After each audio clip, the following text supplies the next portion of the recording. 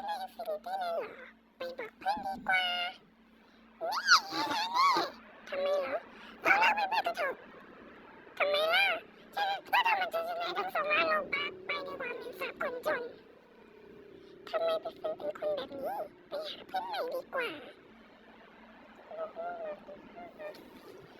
ตอนที่เขากำลังมา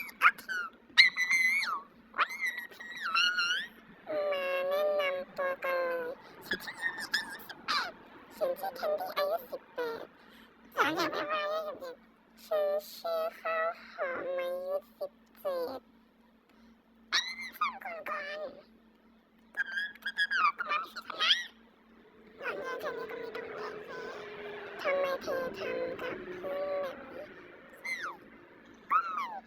ที่จริงจะได้อินฟินิตี้นะเราขอโทษไม่ โอเคเลยไปฟื้นให้กันติดออกจากกลุ่มไปดีก็ดีขอบคุณที่ช่วยฉันนะพวกเรายินดีช่วยเธอฉันไปงานก่อนนะ